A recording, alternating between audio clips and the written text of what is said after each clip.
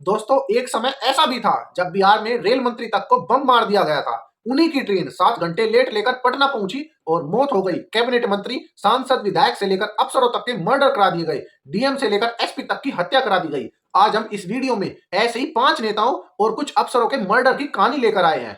पहले 5 लीडर्स की हत्या की कहानी। नंबर 1, आजाद भारत के पहले केंद्रीय मंत्री को बम से उड़ा दिया गया। तारीख 2 जनवरी 1975, जगह समस्तीपुर रेलवे स्टेशन। कड़ाके की ठंड और घना कोहरा छाया हुआ था। यहाँ इंदिरा गांधी सरकार में रेल मंत्री ललित नारायण मिश्र समस्तीपुर मुजफ्फरपुर बड़ी रेल लाइन का उद्घाटन करने विमान से आए थे। कार्यक्रम के बाद उन्हें दिल्ली वापस जाना था। पायलट ने मैसेज दिया कि घना कोहरा है, देरी होगी तो विमान उड़ान नहीं भर पाएगा, लेकिन रेल मंत्री नहीं माने।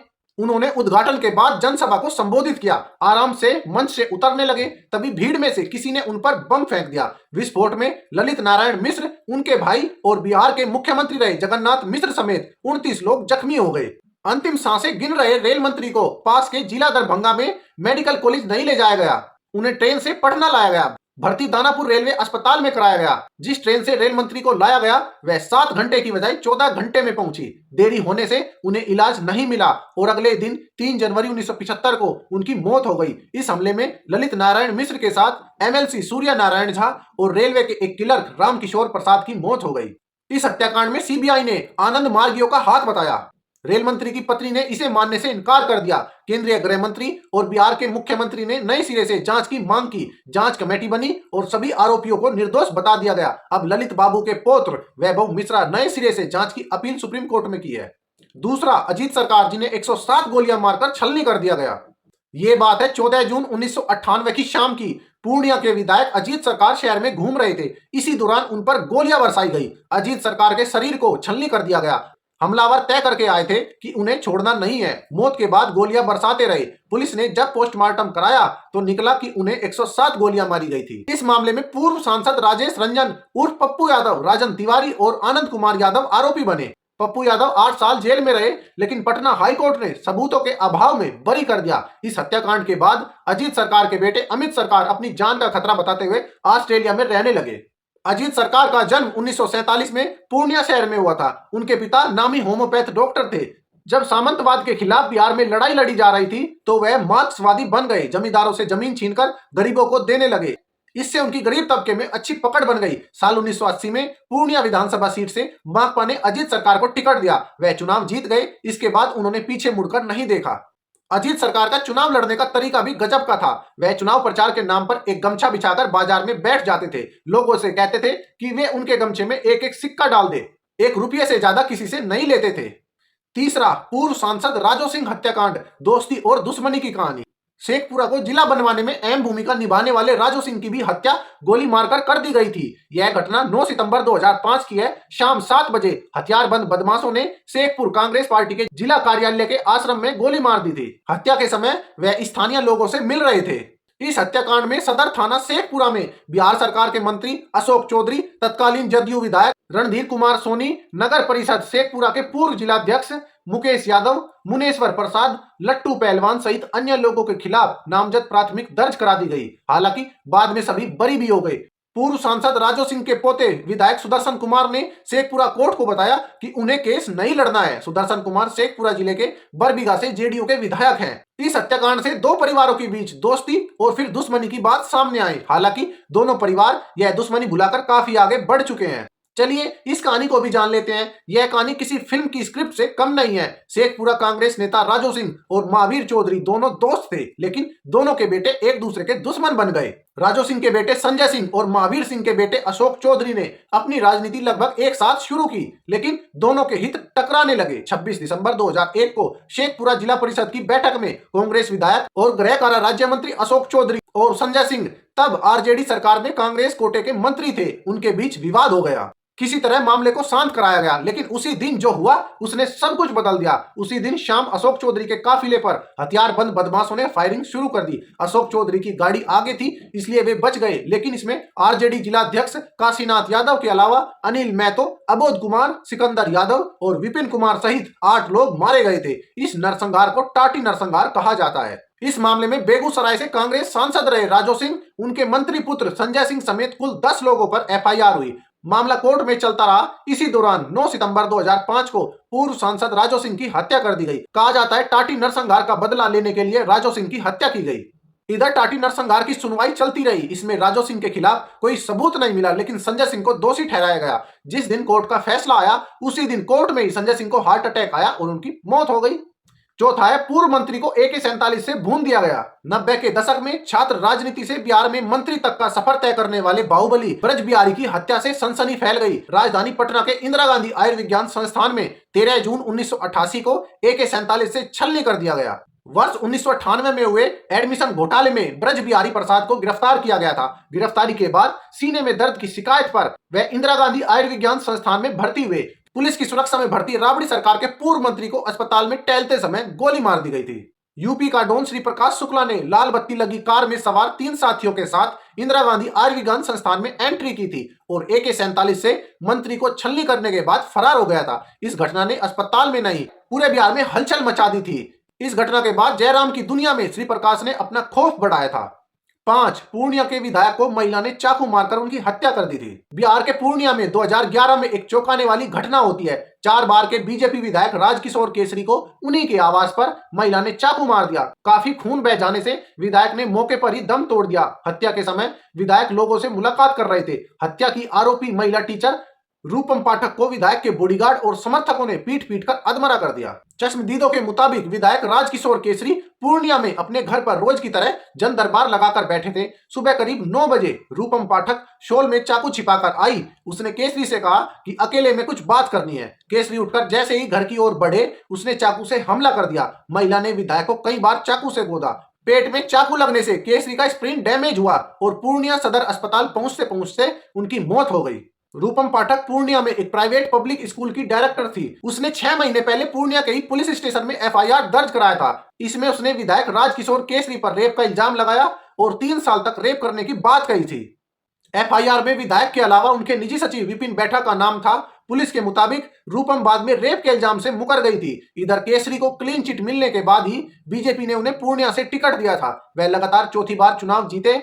विधायक ने दावा किया था कि महिला उनसे सरकारी नौकरी की मांग करने आती थी और नौकरी ना मिलने पर रेप का इल्जाम लगाया था। अब हम आगे इस वीडियो में DM, SP या फिर अन्य अधिकारियों की हत्या की कहानी बताएंगे। पहला, गोपालगंज DM की बम मारकर हत्या कर दी गई थी। 11 अप्रैल 1983 को गोपालगंज के तत्कालीन DM महेश्वर प्रसाद की बम मारकर हत्या कर दी गई थी। देश में पहली बार ऐसा हुआ जब किसी DM की उसके ही दफ्तर में हत्या कर दी गई। बम इतना शक्तिशाली था कि DM के चिथड़े उड़ गए। उन्होंने मौके पर ही दम तोड़ दिया। बिहार में प्रशासनिक अफसरों की सुरक्षा पर सवाल खड़े करती घटना में मर्डर के पीछे यूपी के संत ज्ञानेश्वर उर्फ सदानंद तिवारी का नाम आया। संत के शिष्य झोले में बम लेकर DM पर हमला करने आए थे और अपने मिशन में कामयाब हो गए। हालांकि वह घटना स्थल से थोड़े ही दूर दबोच लिया गया। प्रशासनिक अफसरों की सुरक्षा को लेकर सरकार इस घटना के बाद भी गंभीर नहीं हुई, जिससे इस पर अंकुश नहीं लगा। दूसरा, DM G कृष्णैया को सड़क पर घसीटकर गोली मार दी गई।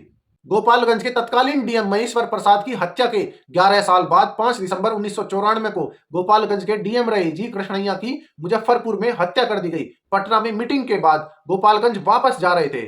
DM G कृष्णैया को मुजफ्फरपुर में NH 28 पर 5000 की भीड़ ने घेर लिया। अंगरक्षक और चालक की पिटाई के बाद उन्हें कार से कॉलर पकड़कर खींच लिया गया और फिर गोली मार दी गई। मुजफ्फरपुर में 3 दिसंबर को कुख्यात छोटन शुक्ला की गैंगवार में हत्या कर दी गई। आक्रोशित लोग NH 28 पर शव रखकर प्रदर्शन कर रहे थे।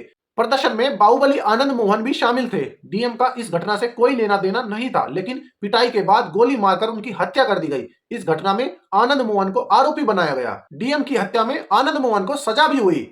तीसरा, SP के साथ 6 कांस्टेबल को बम से उड़ा दिया गया।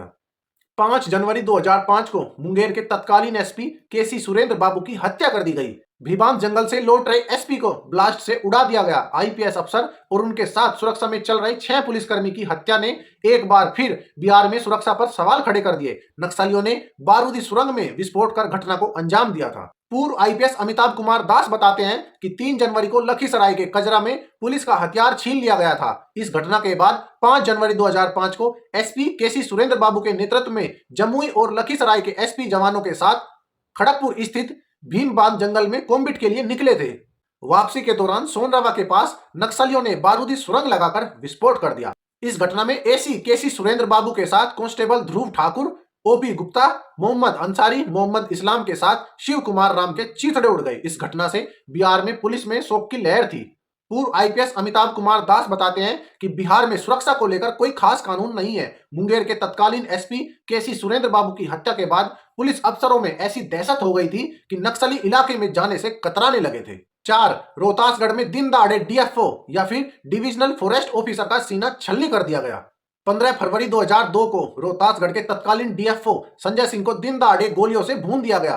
कैमूर की पहाड़ियों के घने जंगलों में डीएफओ संजय सिंह को निशाना बनाया गया। घटना को उस समय अंजाम दिया गया जब वह वन संपदा की रखवाली के लिए जान जोखिम में डालकर वहां पहुंचे थे। वन संपदा की रक्षा में संजय सिंह बिहार में काफी चर्चा में रहे। वह पत्थर और जंगल माफिया पर कार्रवाई करते रहे। धमकी के बाद वह न झुके न ही पीछे हटे। राबड़ी सरकार में हुई डीएफओ की हत्या ने राज्य की कानून व्यवस्था पर सवाल खड़े किए। प्रशासनिक अफसरों में घटना ने भय बढ़ा दिया। काफी दबाव के बाद तत्कालीन सीएम राबड़ी देवी ने मामले की जांच सीबीआई को सुपुर्द किया था। काफी जांच के बाद डीएफओ संजय सिंह हत्याकांड में 5 नक्सलियों को दोषी करार दिया गया। न्यायालय ने माना कि सुदामा उरांव, ललन सिंह खरवाल, निराला यादव, नीतीश यादव, राम बच्चन यादव के साथ अन्य लोगों ने मिलकर प्लानिंग के तहत गोली मारी थी। पोटा एक्ट की धारा 20 शस्त्र अधिनियम की धारा 27 तथा आईपीसी की धारा में सभी 5 नक्सलियों को दोषी पाया गया था। 5, डीएसपी को सरकारी गाड़ी में जिंदा जला दिया गया था। 19 जनवरी 1987 को भागलपुर के नाथनगर मनस्कामना चौक के पास संयुक्त मोर्चा की तरफ से चक्का जाम किया गया था। जिला प्रशासन के निर्देश पर तत्कालीन DSP law and order Sukhdev Mehra मामले को शांत कराने के लिए अफसरों के साथ पहुंचे। बिजली बिल के विरोध में धरना दे रहे बुनकरों ने अफसरों का विरोध किया और फिर पथराव शुरू कर दिया। पथराव में डीएसपी सुखदेव मेहरा घायल हो गए। वह नजदीकी कहीं छिप गए। भीड़ ने उन्हें वहां से बाहर निकाला, पहले खूब पीटा, फिर सरकारी जीप के साथ उन्हें आपके हवाले कर दिया। वह जलती जीप के साथ चीखते चिल्लाते रहे, लेकिन कोई बचाने नहीं आया। पुलिसकर्मी और अन्य अफसर इस घटना को देखकर भाग खड़े हुए। डीएसपी की सरकारी जीप में जलकर मौत हो गई। इस घटना में पुलिस ने अलग अलग मुकदमे में 27 लोगों को आरोपी बनाया। पुलिस इस मामले में सही से अनुसंधान नहीं कर सकी और साक्ष्य भी इकट्ठा नहीं कर पाई। नतीजा, इस मामले में 29 आरोपियों को रिहा करना पड़ा। 6, जब चलती ट्रेन में पूर्व डीआईजी को गोली मार दी गई थी। रिटायर्ड डीआईजी अनिल कुमार सिंह को बदमाशों ने दिन दहाड़े चलती ट्रेन में गोली मारकर हत्या कर दी गई। रिटायर्ड डीआईजी अनिल कुमार सिंह को बदमाशों ने दिन दहाड़े चलती ट्रेन में गोली मारकर हत्या कर दी थी। घटना के समय वह Rajendra Nagar terminal Kurla superfast express के एसी सेकंड क्लास में सफर कर रहे थे। घटना के बाद बदमाशों ने ट्रेन में लूटपाट भी की। घटना 5 जून 2006 की दोपहर 12:53 पर हुई, जब ट्रेन राजेंद्र नगर टर्मिनल से चली थी। आधा दर्जन बदमाश कोच में आ गए और असला लहराने लगे। अपराधियों में ज्यादातर 18 से 25 साल की उम्र के थे। बदमाशों ने यात्रियों को लूटना शुरू किया। कंकड़बाग के रहने वाले पूर्व डीआईजी और उनके परिवार के अन्य सदस्य भी यात्रा कर रहे थे। पूर्व डीआईजी ने बदमाशों का विरोध किया, जिसके बाद कहासुनी हुई। उन्होंने एक बदमाश को पकड़ लिया तो अन्य बदमाशों ने फायरिंग करना शुरू कर दिया। गोली लगने से वह खून से लथपथ कोच में फर्श पर गिर पड़े। इस घटना पर तत्कालीन रेल मंत्री लालू प्रसाद ने चलती ट्रेन में पूर्व डीआईजी की हत्या पर दुख जताया था। इसके बाद ही रेल मंत्री ने रेलवे सशस्त्र बलों को किसी भी कीमत पर चलती ट्रेन में यात्रियों की पुख्ता सुरक्षा सुनिश्चित करने का निर्देश दिया था। अब आप सभी इसके बारे में क्या सोचते हैं? कमेंट सेक्शन खुला है, अपने विचार जरूर रखिएगा और जाते जाते चैनल को सब्सक्राइब जरूर कर लीजिए।